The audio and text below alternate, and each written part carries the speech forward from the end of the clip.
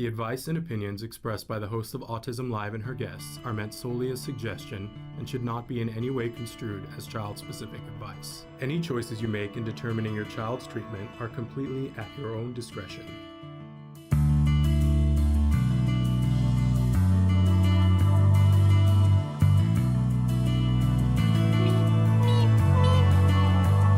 Good morning and welcome to Autism Live. I'm Shannon Penrod and welcome back.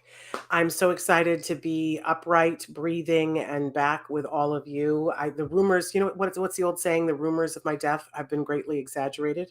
I have been gone for almost 2 weeks exactly now because I tested positive for COVID, and I had even though I was triple vaccinated, good morning, Susie.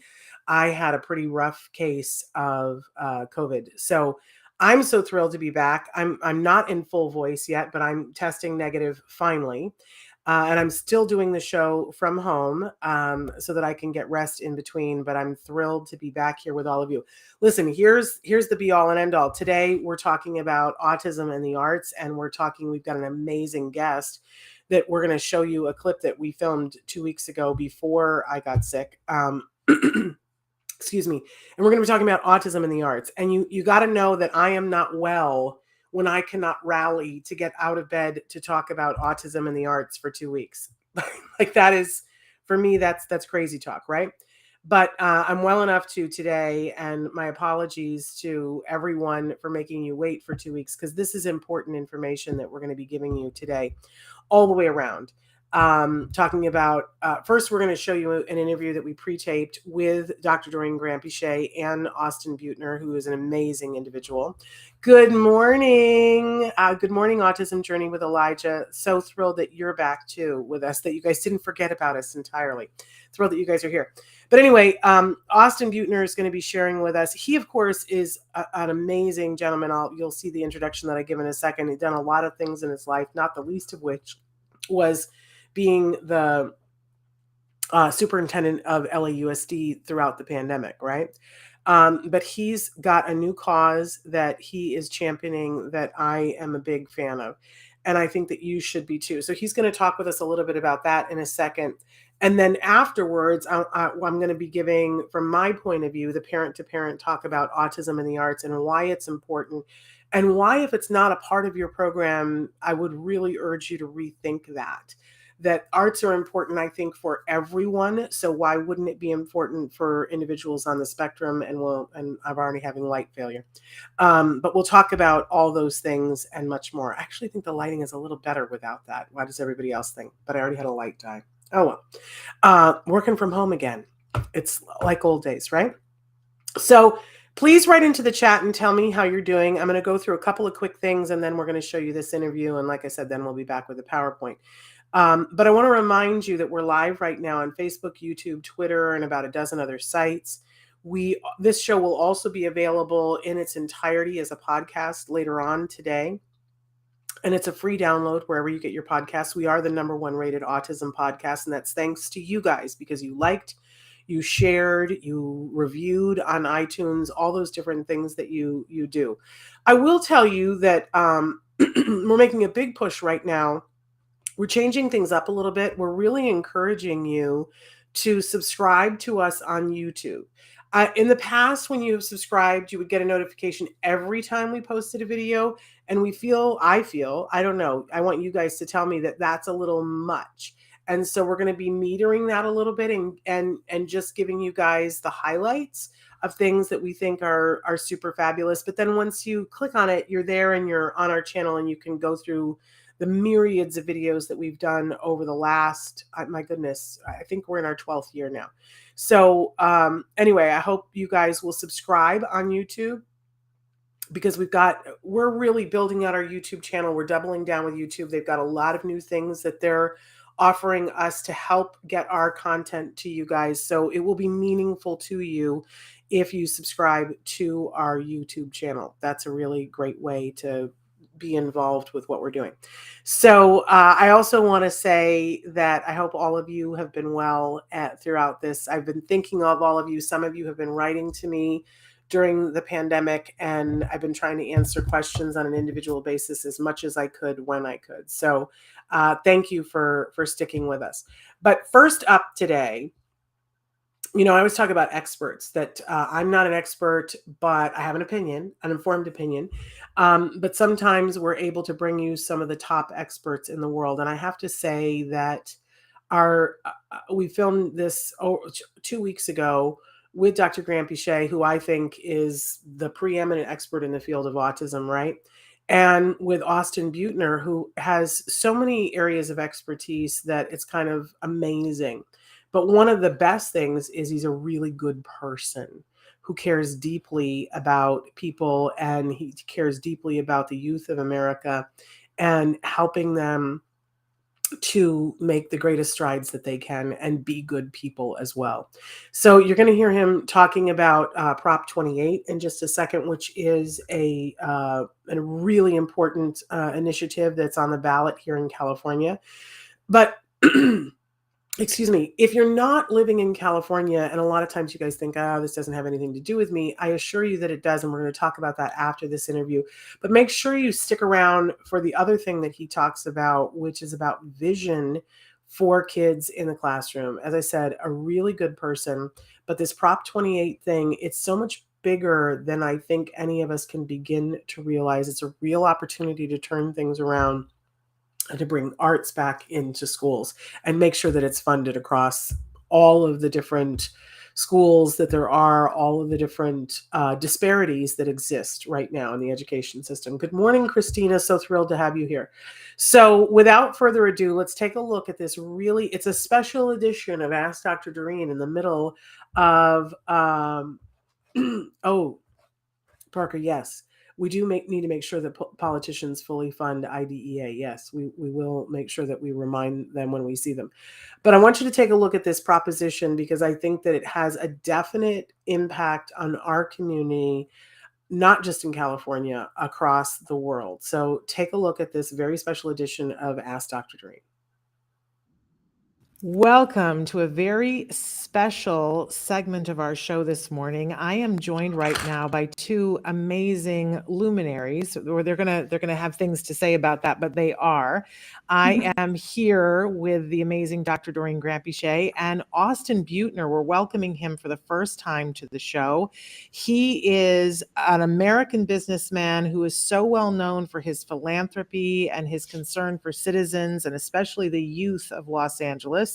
He served as the very first ever deputy mayor of Los Angeles, and most recently, he served as the superintendent for Los Angeles, the public school system, LAUSD.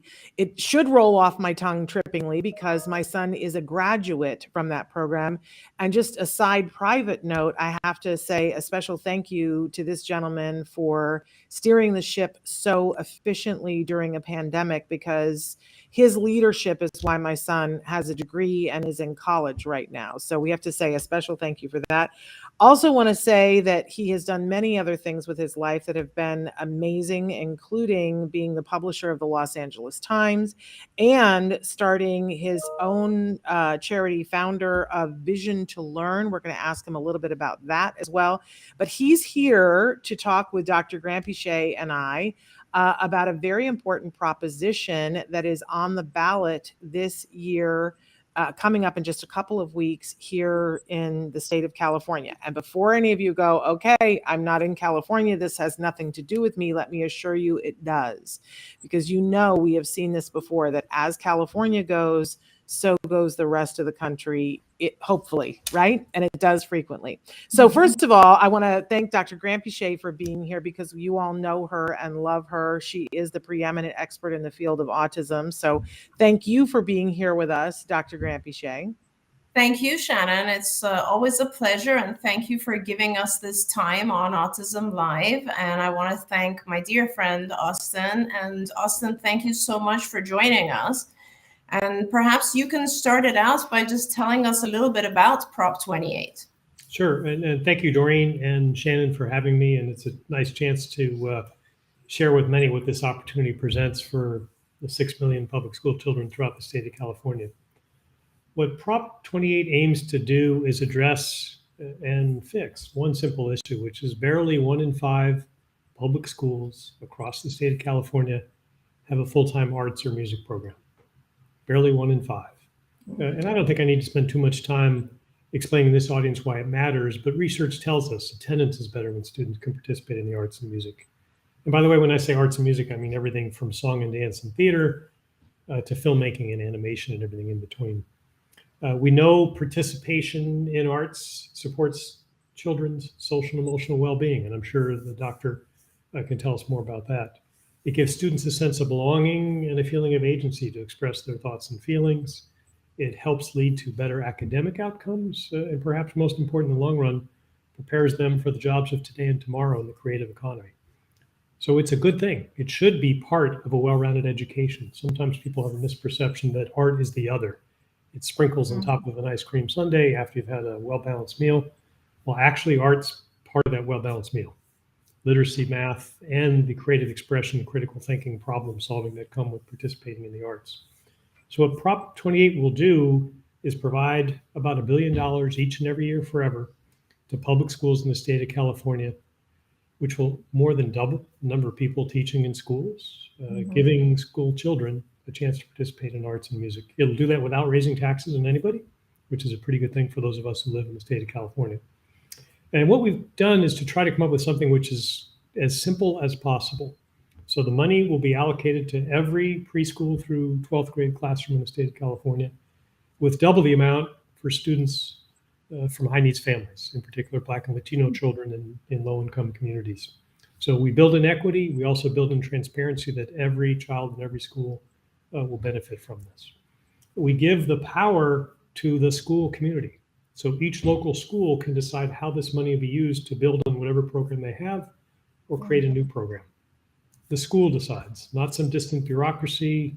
The bureaucrats in Sacramento or in school districts can't take the money and send it somewhere else. And all we do and ask in return is transparency and accountability from that school, which can be shared with other school communities and shared with people in that school community. So each year, the schools have to prepare a report which answers 3 very simple questions. What did you spend the money on? How is that aligned with state standards in the arts? And what impact did it have on children? And if you think about it, and I'm quite familiar, having been superintendent of the largest school system in the state of California, there's very little transparency in school spending. We know the state spends a significant amount of money, but not enough to provide arts and music. Well, why is that? Well, this will provide instant transparency in arts and music, and we hope will help with the sharing of best practices. Because if Doreen's school's got a fantastic program in dance, Shannon's school community is looking for something, they can share. And so by putting the information in the hands of families, it gives them agency. It gives them the ability to choose what's best for their child and what's best for their school. So we're excited about this opportunity. It will be on the November 8th ballot, as you mentioned. We had to collect about 1 million signatures from people throughout the state of California to get on the ballot. And to give you some sense of the enthusiasm I think voters will have for this, we did that in less than 90 days. When you open your voter guide, you'll see on the left side of the page the arguments for the initiative, and the right side will actually be blank. It will just say no argument was submitted in opposition. And while I'm not an expert on ballot initiatives in the state of California, it's the first time I can recall that there's literally no opposition. So look at what we're trying to do, and I think it's a big, big opportunity for California to lead the way again in terms of providing a great education for children in our public schools. Absolutely amazing. Congratulations. Dr. Granpeesheh, yes, congratulations. Dr. Granpeesheh, I wondered if you could just weigh in a little bit about how important the arts are for the population that's neurodiverse, because a lot of people watching this show have kiddos that are on the spectrum and in one way or the other. And I think all too often people have this assumption that there are too many other buckets you have to fill. You know, you're getting your ABA, you're getting your speech and your OT, and some people forget about the role that arts can play with this community. Talk a little bit about what you've seen across the span of your professional life. Absolutely. And I just wanted to comment on before we talk about children with disabilities, I think a lot of the research that looks at the effect of arts in general on the neurotypical population, not only shows that, when you have arts in school, you have increased attendance, but aside from that, there's a lot of research that shows that all children are increasing their empathy. They're doing better in areas of critical thinking, and it's even affecting memory and attention. And so, take all of that and apply it now to the whole population of children with disabilities. And not only is it fantastic for these children to benefit from all of these kind of emotional well-being areas, but Shannon, and I know a lot of our kids on the spectrum of autism don't really fit in, right, with all the things their peers are doing. And when it comes to the arts, it happens to be one of the areas where they have significant strength. I mean, my office in Los Angeles is covered with beautiful artwork that has been done by individuals on the spectrum. Music is one of those areas that a lot of our kids have unbelievable strength, and they shine. So I'm very excited about this because I think that it'll actually give our kids, whether they have autism or ADHD or other types of disabilities, it'll give them a chance to really show where they can shine and what their strengths are. And of course, this not only increases their possibilities in terms of social ability and interacting with other individuals, other children, but it opens the world to them, right? So I'm really supportive of this, and I'm wonderful. It's fantastic. It's going to really make a difference in mental health and emotional well-being altogether. Wonderful. And so I think, Austin, if you wouldn't mind telling us, what would you like for people who are watching to do to lend their support? I mean, obviously you want to do that in the ballot box, but are there more things that we can be doing to support this? Yeah, I think there's the near term and the longer term. In the near term, we think this is a wonderful opportunity to create a brighter future for all children in public schools. Neuroatypical, neurotypical, all children. We got to get it passed. So spread the word, make sure your friend, neighbor know, vote yes on Prop 28, and let's bring arts and music back to our public schools.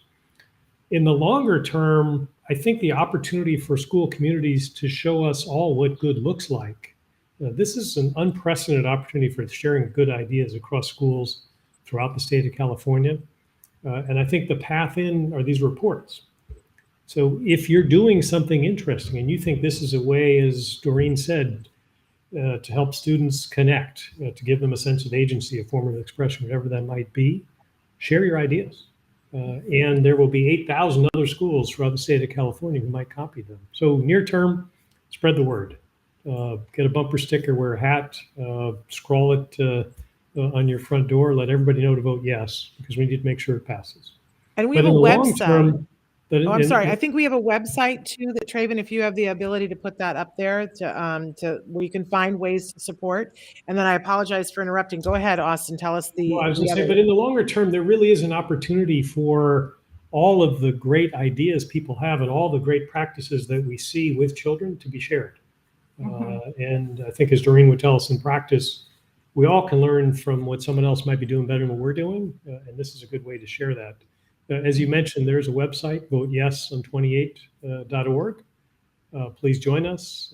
Please volunteer by spreading the word to your friends and neighbors. And most importantly, mail ballots drop really the first week in October, so not long from now. Vote early and often, as they say in Chicago. Yeah, absolutely. I love that saying. Shannon, just so you know, what will be dear to both of our hearts is that this program also supports screenwriting in public schools. Both of our sons, Austin, studied screenwriting, so that's kind of it's a good one, I think. We love that. No, one of the things that we've tried to do is build in flexibility for school communities and educators to look forward as to what really a comprehensive arts education looks like. It may be the traditional instrumental approach. It may be screenwriting and filmmaking. It might be something in between. And I think this gives a way in for every child to be more engaged in the education. And it gives a way in for all of us who aren't in schools to help. And we brought together an amazing coalition of artists, entertainers, and people from creative industries.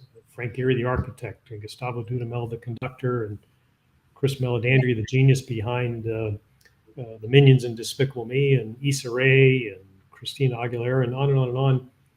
And one of the things that I wind up talking with each of them about is not just getting this passed, but how this is an open invitation for them to come in and collaborate with our kids. So I'd expect to see the screenwriting programs that exist to flourish, and many, many more to be set up in the years to come because of this.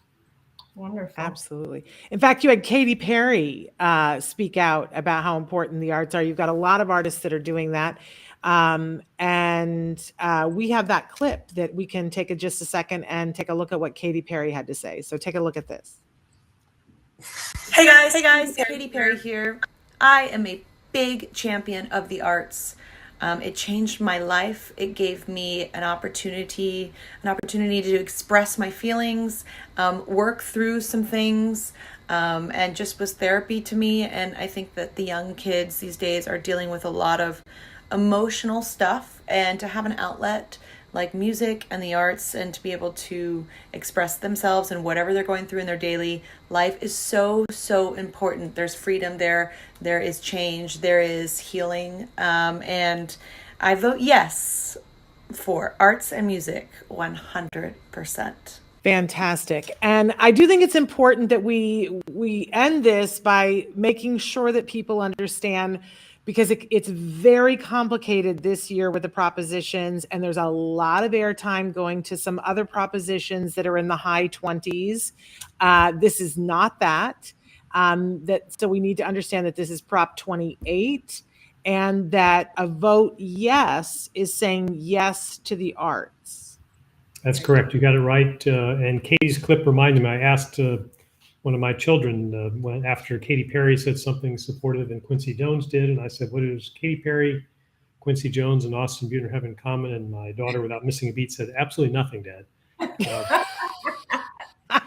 But we all do support Proposition 28, and as you said, Shannon, it's number 28. Vote yes, and let's make sure we together can create a brighter future for our kids in public schools throughout the state of California. Thank you. Thank you so much.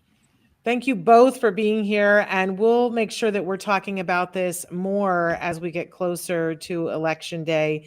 And even if you live outside the state of California, now is the time to speak out about the arts. You can make a video like Katy Perry did as well, and let people in your neck of the woods know that the arts are important.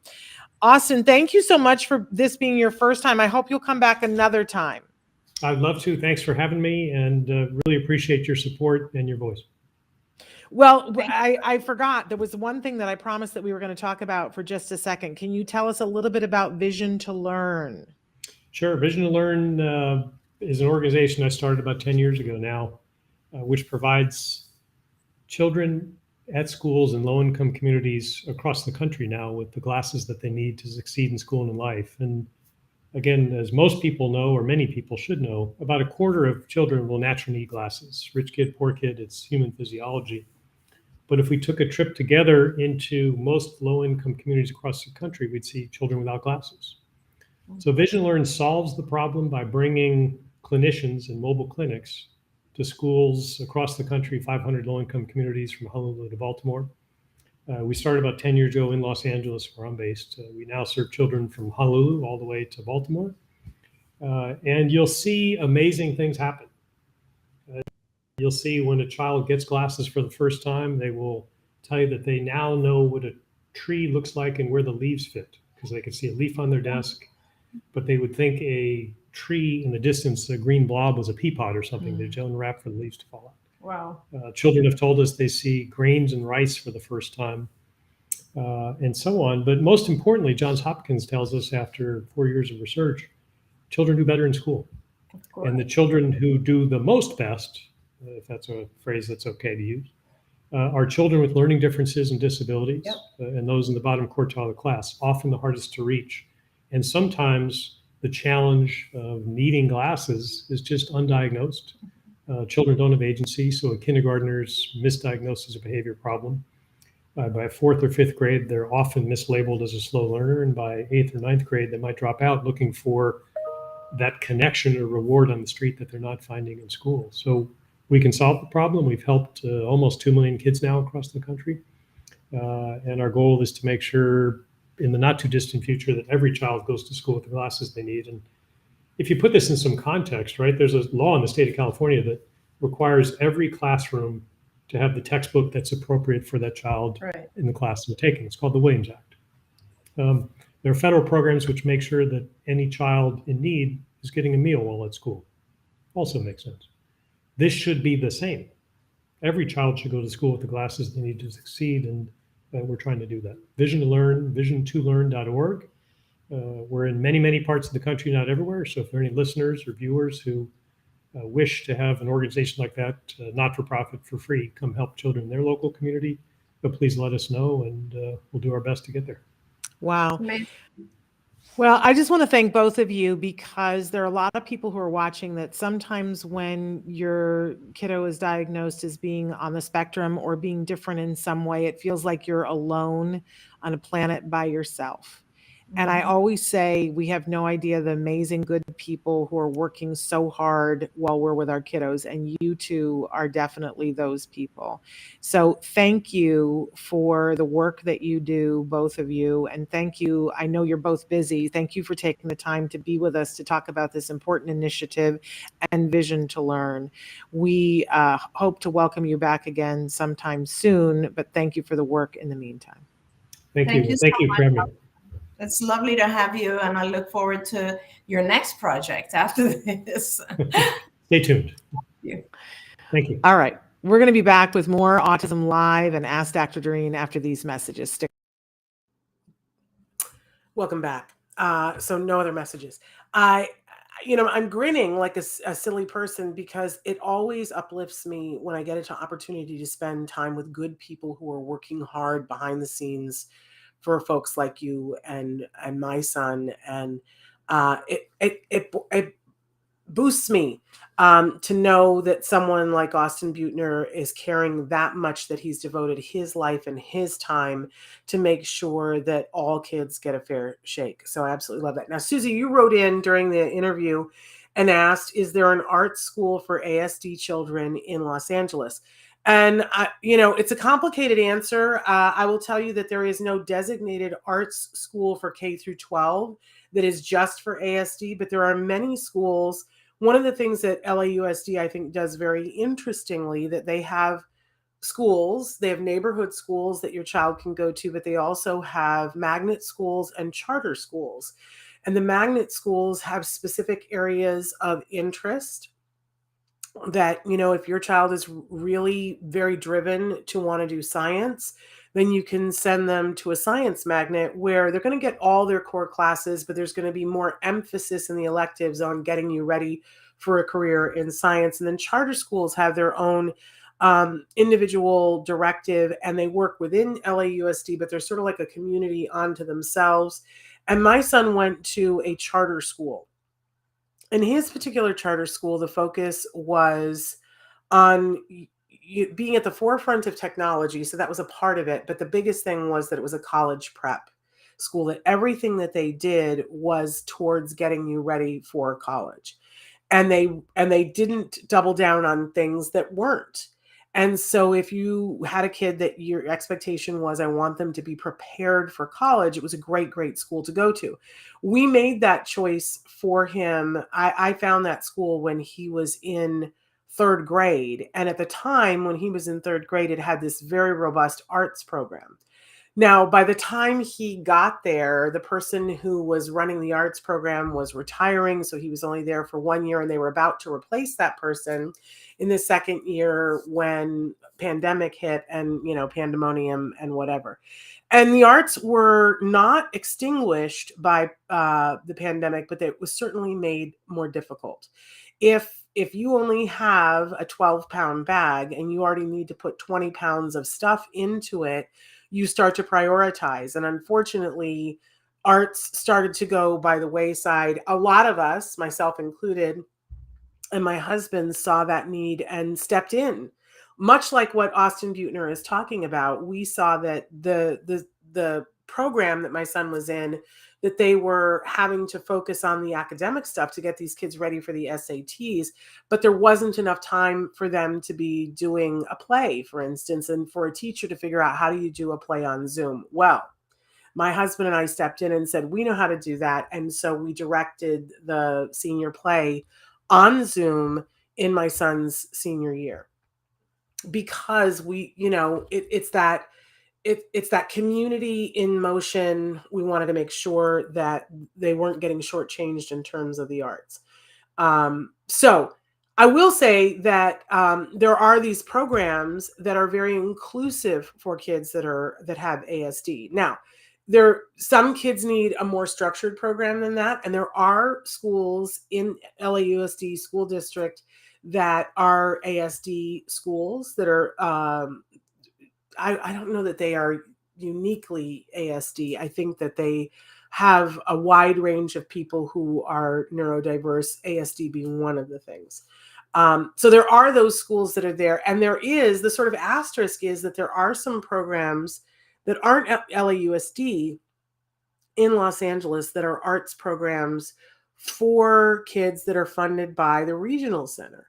So one that comes to mind that's very well known, excuse me, is Extraordinary Minds, which is a program for students after they've left their grade school education. I don't think that they have to have graduated with a diploma, but it is a 3-year program. It is an arts program. They learn rotoscoping for filmmaking and animation, and it's funded by the regional centers. So, it's very, very specific. I see. So you're in the Alhambra school district. There are some very interesting things that are available to you, Susie, that I will tell you. One of the things that we're going to talk about as we talk about autism in the arts is exposing our kids to the arts and doing it very open-mindedly, because you don't know what's going to excite them. And one of the programs that I loved was, and I don't know how it has fared through the pandemic, but I would guess that at least part of it is back up in motion.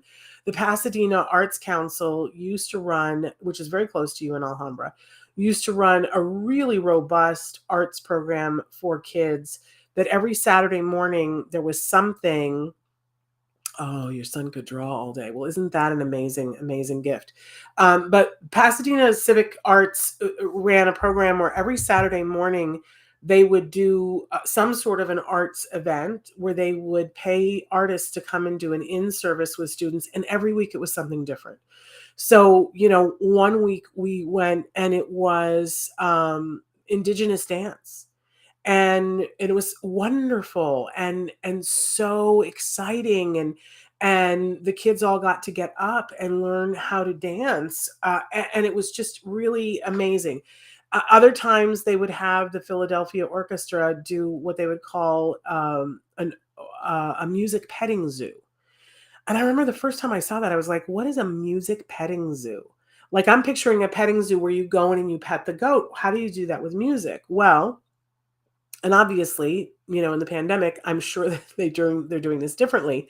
But even then, what they did was they set up stations all through this auditorium with people who play instruments, and an instrument was there and the kids would have to wait in line, and they allowed us to wait in line for my son. He was just fairly little then. But when you got to the front, you got to play the instrument, and then they would go through a process even then of disinfecting, because if it was a woodwind, it was this whole thing, disinfecting, whatever. And then the next kid could play it, and you got to go on and stand in line for the next instrument.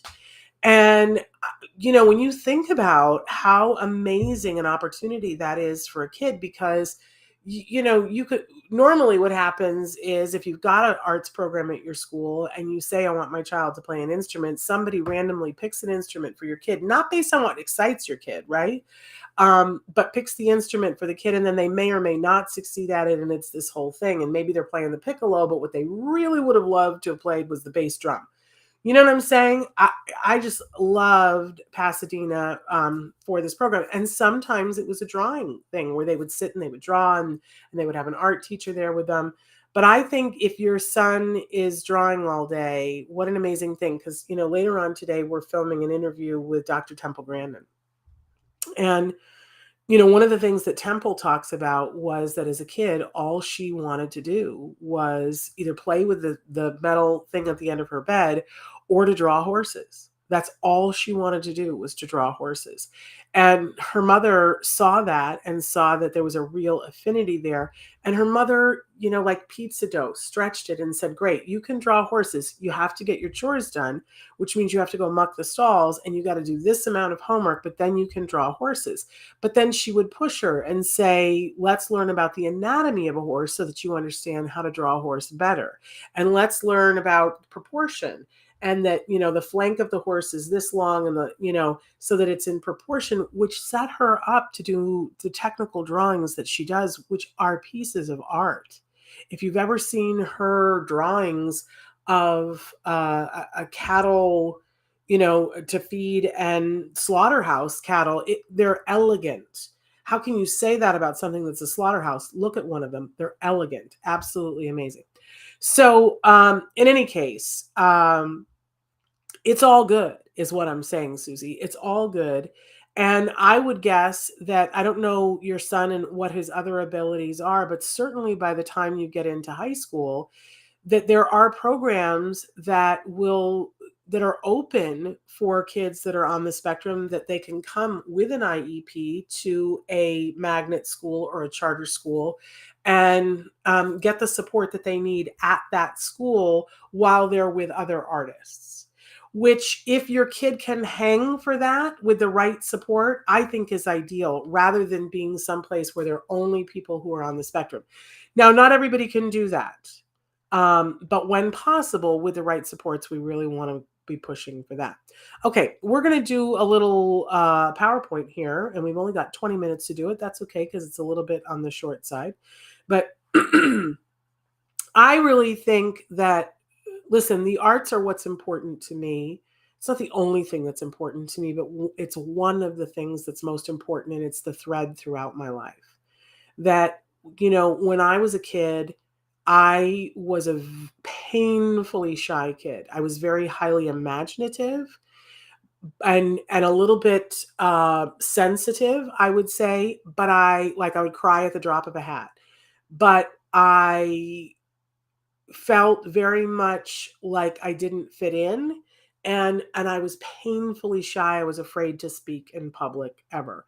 And my mother, she would go and hear the teacher, you go to the teacher conferences and the teachers would talk about me and say, oh my gosh, she barely speaks in class. She's clearly intelligent, but she barely speaks. And, it's a concern. And my mother would go, what are you talking about? She doesn't shut up at home. And, because I'm like, this is who I am. I can talk a blue streak, but I wasn't doing it with other people because I wasn't comfortable. And excuse me, one of the first things that happened to me was in first grade. I got put in a play in first grade, and it changed everything for me, because I no longer cared that I didn't fit in with everybody. I knew where I fit in. And I don't think that can be understated for people in the arts. It is a place where you get to be yourself. And I think about that now for individuals who are on the autism spectrum, who are often made to feel like they don't fit in and they're different. I think it's a win-win for us to include individuals on the spectrum in the arts and to fully include them in all areas of the arts. So I'm going to see, Traven, I don't know which button to advance.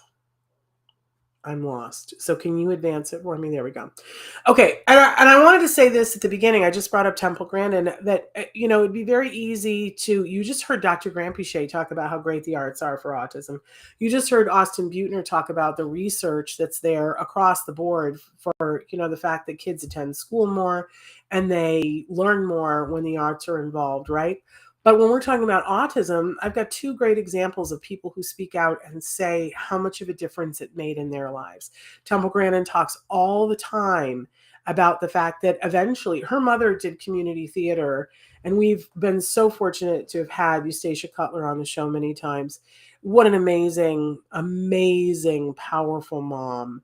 And she was someone who loved the arts. She loved the theater and was very involved in her local community theater. And she took all of her kids, including Temple. And one of the things that she talks a lot in her books about is creating a tribe for yourself and for your kid. That when you have a tribe, everybody takes care of everybody, and you know what your place is, and you feel that you belong.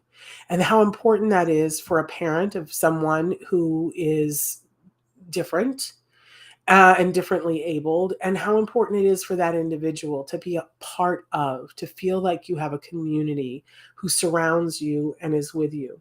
And part of her community, part of her tribe was community theater, and she took all of her kids to participate. And so that and she says, you know, you can teach so much through theater because there are so many different things. You could be the person who takes the tickets at the door. You could be the person who's painting the bush on the, you know, the scenery, or you can be the person who's in the background, you know, walking across the city scene, or you can be the person who's speaking or singing, or running the lights, right? There are all these different roles, and yet they're all valued and valuable. And how important that was, that she felt that having Temple included in all of that gave her a basis to know what her tribe was.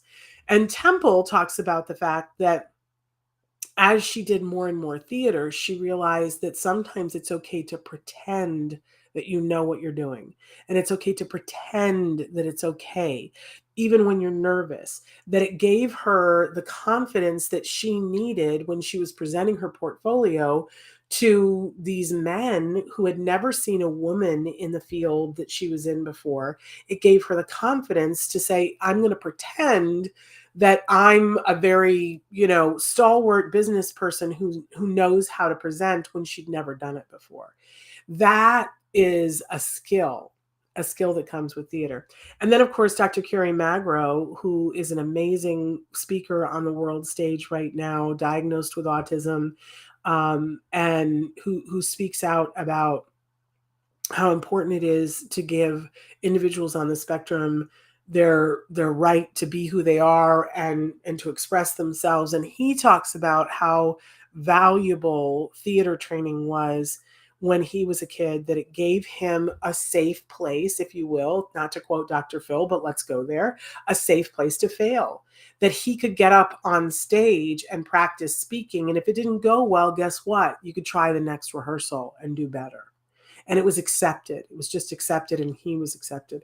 So I love that, straight from their mouths, how important the arts were for them. But they're not everybody, and not everybody is going to be on a world stage and going to be talking. And I can hear some of you saying, yes, but my kid is nonverbal. How are the arts going to help my kid? And I can tell you a million stories of kids that I have seen that have flourished when they found the art that helped them to express themselves. It doesn't have to be theater. Theater is my home. So of course I talk about the theater and how much it can uplift. But we've seen kids that are nonverbal that are as affected by autism as anyone I have ever met. I'm talking about those cases that we don't talk about very often and that we should be talking about more, kids who need so much support and where even the basic fundamentals of communication are a challenge every day with their caregivers. And I have seen some of the art that they do. We've had before on the show, Nicholas Contaxis's mother, and Nicholas is someone who I think would be deemed pretty profoundly affected by autism and has a brain tumor, which affects his ability to be able to communicate and do things. And he is a professional painter he does art shows and he does ginormous canvases. You've walked into an office building, I promise you, or a hospital that has had a Nicholas Contaxis painting hanging on the wall. And he's famous for it, right?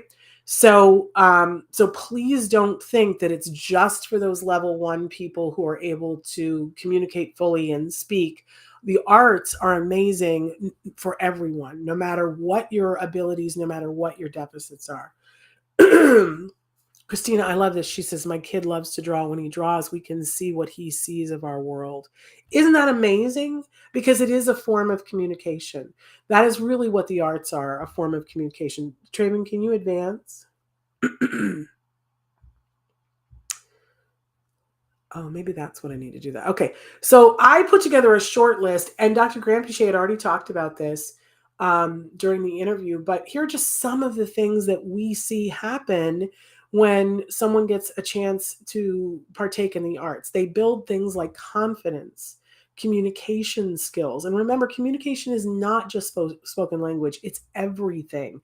Your child, Christina, is communicating with you when he draws. And sometimes that's the purest form of communication with some of our kids, right? How about self-esteem, of knowing that I matter and that what I do is impactful, right? The arts can give that. Self-regulation. My goodness, I know people that when they're upset and they play the piano, they're like, I just need to sit down and work it out on the piano. That's what I need to do. And you see that it is a self-regulation for them. I know other people, same thing with guitar, painting. Right now I'm doing pottery, and when I'm all discombobulated, I go and spend some time on the wheel, and it's amazing how focused and zen I can get. And it helps me to self-regulate. It literally has been prescribed for my doctor because it lowers my blood pressure. So self-regulation, amazing. It can build our planning skills of, like looking at things and deciding how we want to do them. It builds social skills. We know that. There's so many studies now that have shown that social skills are built through using the arts. It helps with problem solving, and it helps to build the ability to work together as a team.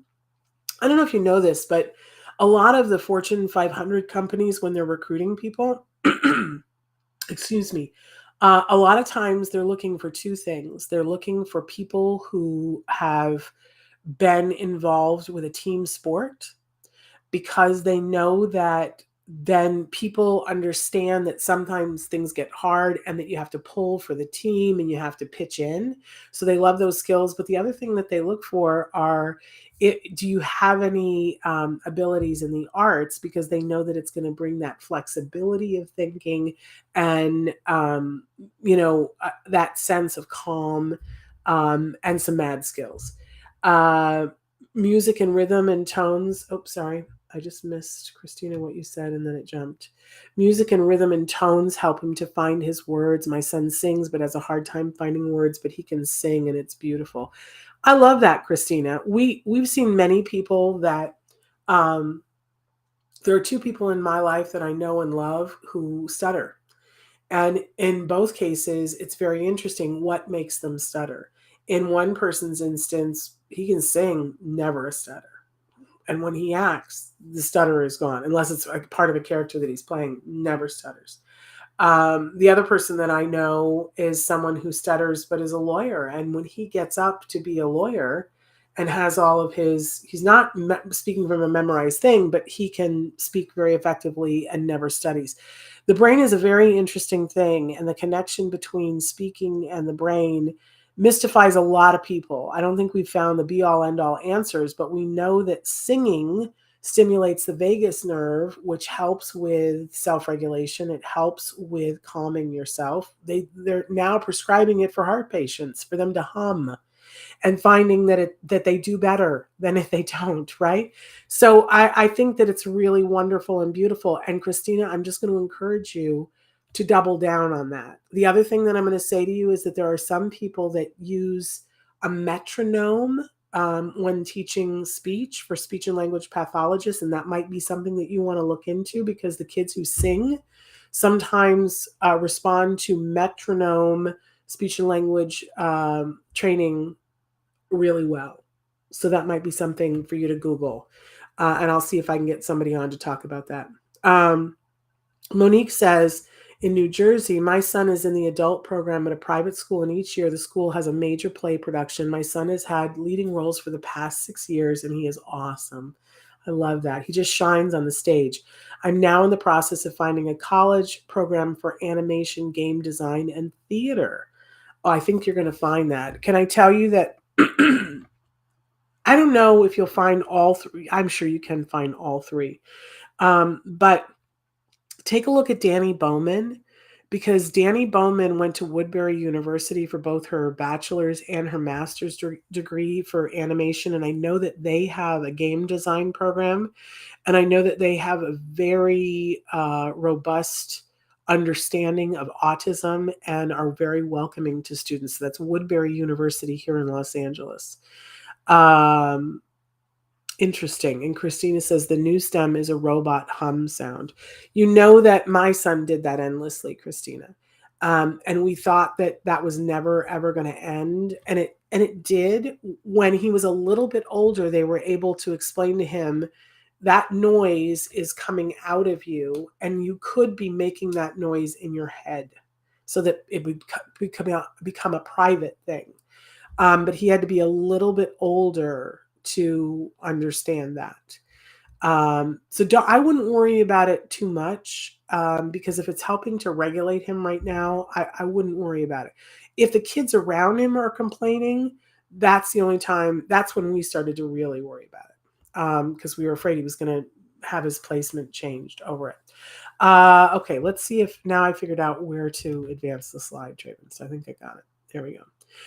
Okay, so when we talk about the arts, there's so much to choose from, and I really think it's important that you not limit yourself or your kid when you're looking at arts programs and looking at things for them to do. And it really is like taking your kid to a buffet and letting them go and seeing, okay, I've never personally made hearts of palm at home, but there goes my kid drawn to it. He put it on the plate. Then we got to the table, and he might have hated it or he might have loved it, right? That we just don't judge it. But giving your kiddo an opportunity to, what we're really looking at here is exposure, which is what I loved about that Pasadena arts program, because it was about exposure, that my son got to see a lot of things. And just think for a minute about when you were a kid, like, think about one thing that you saw that you went, that's really cool. Or one thing that you saw that made you change your mind and it changed your whole trajectory of your life or what you decided to do. I love to tell the story of Spencer Hart, whose mom is an amazing person. And she is so knowledgeable and eclectic and worked in the music industry with really heavy hitters, right? And then Spencer, she became Spencer's mom, and Spencer was having a difficult time learning to speak. And there was one day that they were getting ready to go somewhere, and mom had put the television on, and it was Phantom of the Opera that was playing on PBS. And she went into the other room to do her hair or something, and Spencer was watching it and just broke into operatic singing. And the mother was like, "Excuse me, what? I beg your pardon?" And Spencer has now sung at the White House twice, has been invited as a guest of China to come and sing in China, and has sung all over the world, right? But sung at the White House twice. Come on now. And Spencer tells everybody, she's all the time, it just makes me so emotional. She says, when I sing, the autism goes someplace else. It's a powerful, powerful thing. And I kind of shake a little bit sometimes, because I think, what would have happened if Phantom of the Opera had not been on the TV? Like, what is it that your child might be drawn to, but they just haven't had the exposure yet, right? So I think it's important that we expose all kids to the arts. I grew up in an artsy-fartsy town in Saratoga, New York, and the Philadelphia Philharmonic would come to play at the amphitheater every summer. When I was a kid, Baryshnikov would come with the New York City Ballet, and you could pay $10 to sit on the lawn and watch Baryshnikov jump. I will never forget that as long as I live. And when I was a little bit older, I was an aunt way before I was a mom. I would take my sister's kids all the time and I would take them places. And I was always mad when adults would be there and were like, this is not an appropriate place for kids. And I would think, you're an idiot. Because if you don't bring kids to the arts, then there aren't adults to go to the arts. They got to have exposure. And it's a great place to teach them rules about, when the play is going on, we don't speak at the stage, right? Sometimes it doesn't go perfectly, but we have to make room for all kids to be in all different types of arts. But just look at some of the things that I put here on the smorgasbord. So there's theater arts, like what I was talking about with Temple. There's so many parts of this, right? You can be the actor, or you can be the playwright, or you can be the director, or you can be the person who puts the props on the table. Right? You can be the person who takes the tickets. You can be the person who draws the poster. There's a place for everybody in theater, which is one of the reasons why I love it. How about the fine arts? You're doing painting or working with clay, or, any one of the many different things. Now, who is the young man that's on the spectrum that does the most beautiful pictures? He would tear napkins constantly. And it kind of made his mother a little crazy. She was like, wherever we are, he wants to tear paper. And then an art teacher said, let's put that to good work, and got him different colored napkins. And he makes some of the most beautiful 3D artwork you'd ever seen in your life. He has calendars that have been made out of the work that he does tearing paper. So, it's like, we got to let go of all these preconceived notions about what it might be and let it be what it is. And let's take a look at what the kids get drawn to. And if you see something that they like, double down on it, not to the exclusion of everything else. Excuse me. Writing, when my kid was little, we thought writing was going to be the thing that he was never going to be able to do. We were, oh my gosh, how many BIPs did we have about writing because he would engage in challenging behavior when he was asked to write? Oh my gosh, whenever he had to write something, I would just go, oh no, this is terrible. And eventually we shifted from handwriting to typing, and it got a little bit better, but it was still a challenge to get him to be able to write a sentence that somebody could understand. But we didn't give up. And then, excuse me, when he was in 9th grade, he had the teacher. In the Temple Grandin story, she has the teacher who ignites her heart and mind. And so now she wants to do science. My son had the teacher in 9th grade who was the English teacher. And he said, everybody's going to get an A, because the thing is that you're going to write your paper and you're going to keep writing it. I'm going to make notes and I'm going to keep handing it back to you until it's an A. So you're going to get an A, which made it the escape from the task couldn't happen. Before, my son would just write something and he would turn it in and be like, it's done. Now, it doesn't matter to me what grades don't matter to me.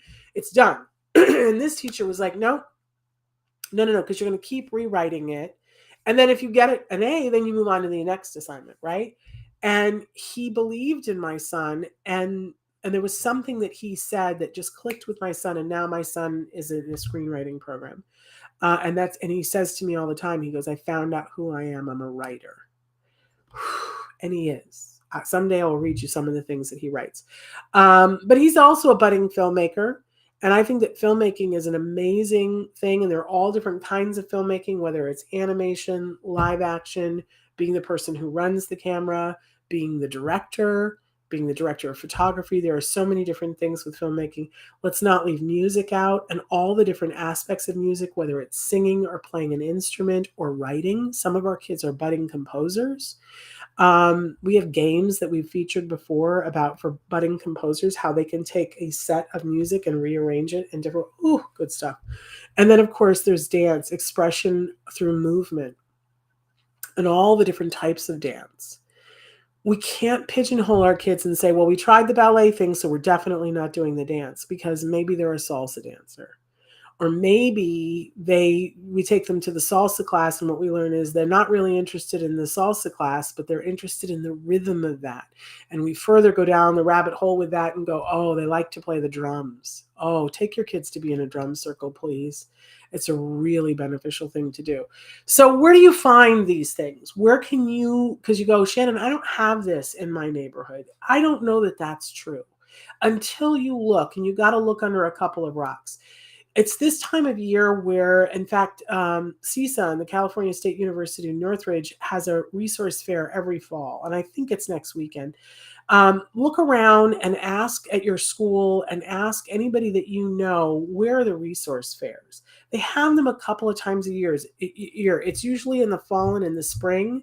And they will talk about like there are classes that are out there for you and for your kids. There are art classes, and usually they say, we'll do one free class to see if your kid is a good fit. Take advantage of it. It might be that you don't ever go back. Who cares? They got one art class. It's exposure, and exposure is what we want. So if you go to resource fairs, sometimes you'll find all the different things. You go, I didn't know there was a drum circle that my kid could go to. There probably is. They're pretty popular right now. If you belong to any kind of a support group, whether it's TACA or something else online, ask those people in your group, hey, tell me all the arts programs that you guys know that are available. You're not going to be able to do them all in the first week, but, try one and see what happens. And then, in a couple of weeks, maybe you try another one, or maybe you find your niche right out the gate. Also ask your school. Sometimes they're aware of programs, or they have after school programs. That's very possible. Churches tend to have these things. I just found recently a church very close to me has a children's theater program that I didn't even know about. That was right under my nose all this time. And those kinds of programs tend to be very inclusive. They want your kids. You want to make sure that they have enough support to go and that you're communicating with the people and maybe sending an aide or family member that can go and be of support to them while they're there. But our kids belong there. So I encourage you to ask about that. And of course, community theater is another great place. It's for the community, and your child is a part of the community. And I think it's good for you. Go with your child. And even if all you do is fold programs the first time, you'll find a tribe. And that's a really powerful thing. So look around. I'm sure there's a million other things. So one of the things that we talk about a lot here on the show is about everybody's ability to learn and everybody's right to learn. And one of the things that we've learned over the years, I always quote Dr. Jonathan Tarbox. He says, we know that the most effective way of teaching someone is to give them lots of opportunity to, you want to give clear instructions, but then you want to give them lots of opportunity to learn something. You want to give them pretty immediate feedback about how they're doing. So if you're teaching someone how to crochet, you're not just going to teach them once, you're going to teach them many times, and you're going to say to them, yes, that is the stitch. Oh, look, that you see how you dropped that one? You're going to give them immediate feedback. You're not going to let them make a whole sweater before you go, you were dropping your stitches, right? So pretty immediate feedback about here's what you're doing right, here, try this, whatever. And then most importantly, let's not forget providing reinforcement. So that when somebody is having a hard time saying you're doing a good job, when they're doing wonderfully, that we give them excitement and praise and things that are meaningful to them. This is the formula for the most effective teaching technique that there is in the world. Lots of opportunity, pretty immediate feedback, and reinforcement.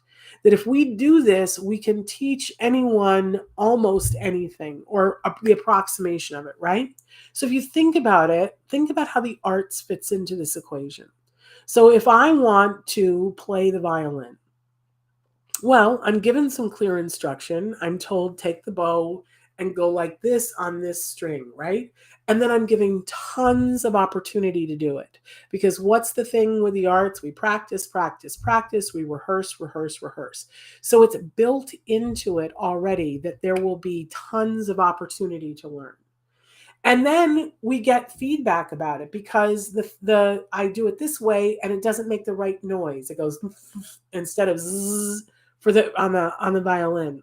It's pretty immediate feedback, and hopefully I have a good teacher who's saying, oh, adjust it here. And then I get the reinforcer of it made the sound I wanted it to make. And I will get praise for it. And as I get better at it, people go, that was good. So there's something amazing about the arts that the equation of how to learn is already built into it. And I think it's one of the reasons why it's so powerful. Sometimes when we're teaching math, I think that some people teach math well and use this formula, but a lot of people don't. It's very hard to do the arts and not follow this formula. We already know you're going to have to practice, practice, practice. You're going to rehearse, rehearse, rehearse. And that there will be feedback and there will be reinforcement. We're all trained to give the reinforcement. So it's one of the reasons why I think it's really powerful as a teaching tool.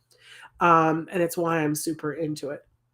And then for me, this is the be all end all.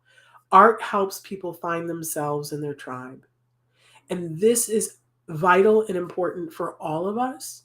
And of course, when we say all of us, that includes individuals who are on the autism spectrum. Why would we prevent them from all of this goodness? And the reason why often is that we don't have access and we don't have money. I will tell you that there are a lot of arts programs that your community is probably involved in. And if they really truly don't have one, then you might have to do, and I've had to do this a couple of times, where the program that I needed wasn't available. And so then you start something. I wanted my son to be in the high school play, and there wasn't, because of the pandemic, there wasn't the capability. And so my husband and I said, we'll direct it. And we did. And it was, you know what? Can I be honest with you? We got more out of it than the kids got out of it. And the kids told us they got a lot out of it. It was delightful. It was so fun. So fun. So it's good for everybody. It would be good for your kiddos. It would be good for you. It does help you to find yourself and find your tribe. So please, please, please participate in the arts. And please don't forget Prop 28. If you're here in California, there's so many propositions and it's so contentious this year. And I think it's really confusing. And you might feel very strongly about one of the propositions that surrounds, because like, I don't know about you, but I've been home stuck in quarantine for 2 weeks and everything on television has been, oh, prop this, prop that, prop whatever. And they're all in the high 20s and it's all just at this point, vanilla mush in my head. But don't forget Prop 28. Prop 28 says we're going to make sure that there's arts in all of the schools. My son was in a school, a public school, not LAUSD. He was in the Saugus Union School District when he was a kiddo, and times were hard. And they had a choir, and because they had music classes, and the choir director would come and teach music classes. But then, if you wanted to stay after school, you could sing in the choir.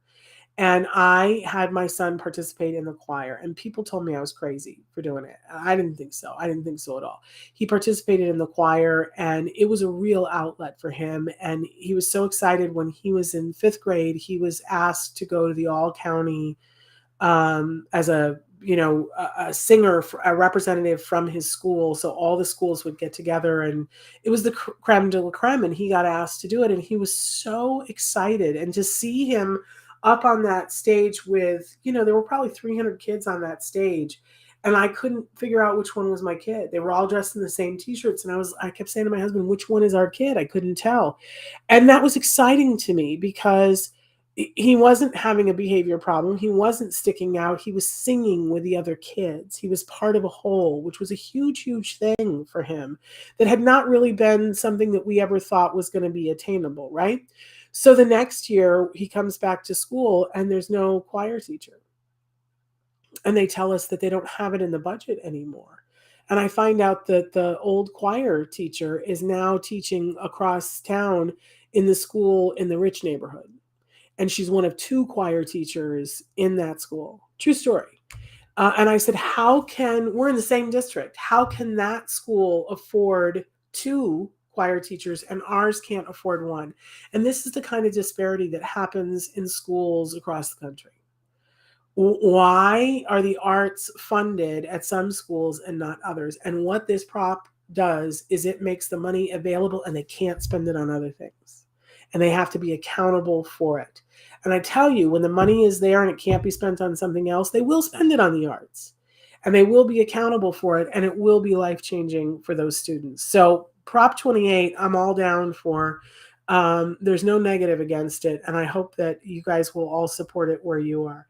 All right, I'm out of voice, and we're out of time. I am filming later on today with Dr. Temple Grandin about her new book. If you guys have any questions, for Dr. Grandin, now would be the time to write to me, Shannon at autism-live.com, because I'm putting my questions together this afternoon, and I will be filming with her later on this afternoon. So I am so appreciative that you guys have stuck with us throughout today's show, talking about this very important topic. We're going to be back with Ask Dr. Doreen tomorrow. Hopefully I'm going to be in more full voice.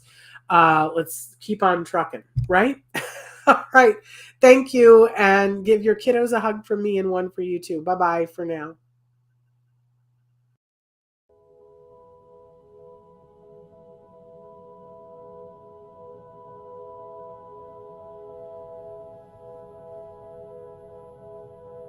If you found anything helpful in this video, please give us a like. In fact, make sure that you smash that subscribe button on YouTube and give us a like on Facebook. You can also follow us on Twitter and on Instagram for important updates. And please download our free podcast wherever you get your podcasts. Thank you so much. See you next time.